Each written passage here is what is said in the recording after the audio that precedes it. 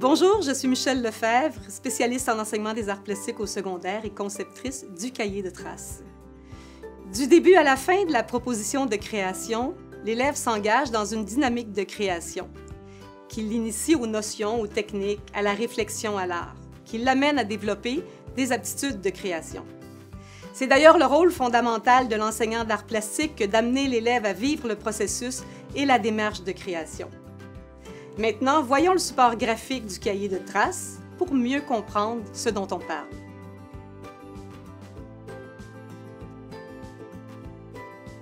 Le processus de création est composé de 3 phases qui se succèdent dans le temps lors d'un projet: l'ouverture, l'action productive et la séparation.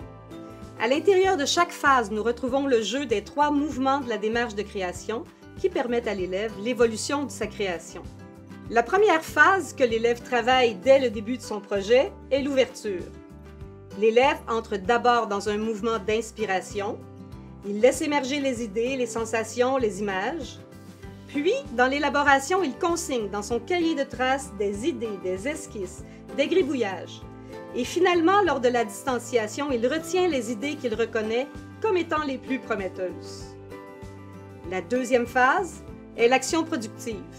À nouveau, cette phase débute par un mouvement d'inspiration, lors duquel l'élève précise ses idées, explore les médiums et les matières. Lors de l'élaboration, l'élève articule son œuvre, fait des choix, prend des décisions. Il développe ses capacités d'analyse et apprend la persévérance. Puis, il revient à la distanciation, où il prend du recul et apprécie son travail. La troisième et dernière phase du processus de création est la séparation. L'élève entre en inspiration. Il trouve de nouvelles significations à son projet. Il se peut même que déjà surgissent des idées de nouveaux projets. Lors de l'élaboration, il réfléchit au sens de son œuvre, au sens de sa démarche. Puis, dans une dernière distanciation, un dernier recul s'impose et l'élève reconnaît les effets que l'œuvre produit sur lui, ses valeurs esthétiques. Les connaissances permettent de choisir ou d'utiliser adéquatement un geste, une technique, un outil, une notion. Le langage plastique permet de passer de la mise en pratique à l'expression artistique.